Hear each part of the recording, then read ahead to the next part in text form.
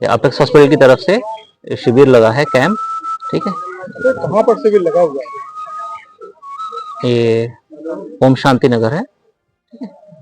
तो अपना झांसी लोगों को सुविधा हो जाए इसके लिए यहीं पे लगा है किस पर्पज से ये कैंप। जो निःशुल्क अपने इलाज कर रहे हैं, किसका इलाज कर रहे हैं?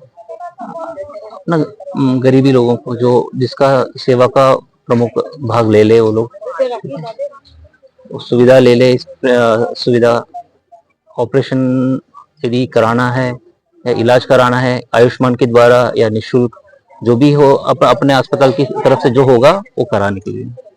तो क्या नाम है और जो ओम शांति नगर पे जो शिविर लगा है वो किस चीज का शिविर है?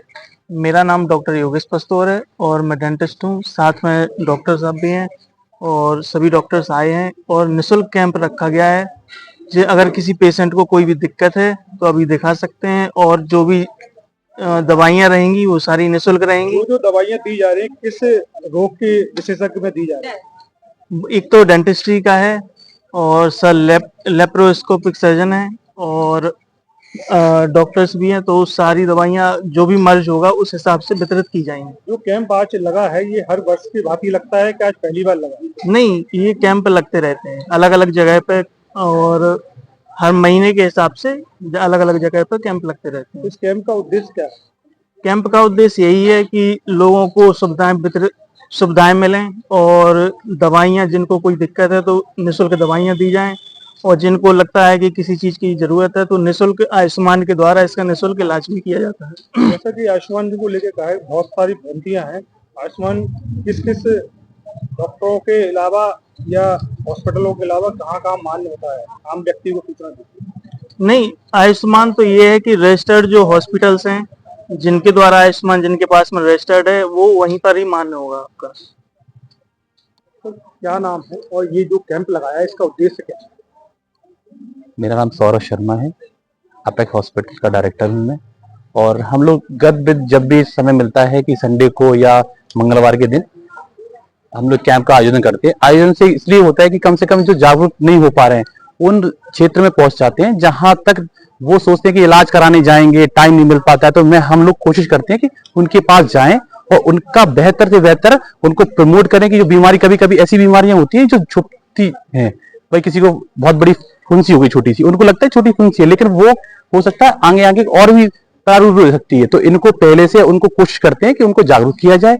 और जब हम खुद जाके वहां पे जा रहे हैं, क्यों जा रहे हैं कि कम से कम वो डरे नहीं कि हॉस्पिटल के नाम से कोई डरता है। तो वो हम डोर टू डोर, या अभी कैंप हम लोगों ने जाके मंदिर में लगाया, जाके इसलिए लगा मंदिर में, कि मंदिर में क्या होता है, सार्वजनिक स्थल है, सभी लोग आते हैं दर्शन करने की। और दूसरा माध्यम ये है कि हॉस्पिटल दूसरा मंदिर ही होता है। सर, कितने समय से आप ये कैंप लगा रहे हो? कैंप का उद्देश्य तो समझ में आता है, लेकिन लोगों को आप सूचित कैसे करते हो कि आज ये कैंप यहाँ पर लगा? नहीं, एक तो क्या करते हैं, पहले हम लोग कैंप का एक डिसाइड कर देते हैं कि पोजीशंस को 3 दिन पहले, 2 दिन पहले बैनर्स के माध्यम से या होर्डिंग्स के माध्यम से, और हम लोग सूचना देते हैं। उसके बाद में वहां आयोजन कराया जाता है।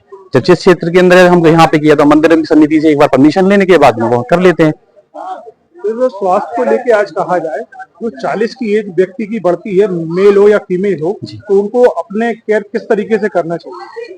सबसे पहले मौसम जो चेंज होता है, मौसम जब परिवर्तित होता है उसका ही ध्यान रखा जाता है। बीमारियां बढ़ती कहाँ से है? मौसम को लेके।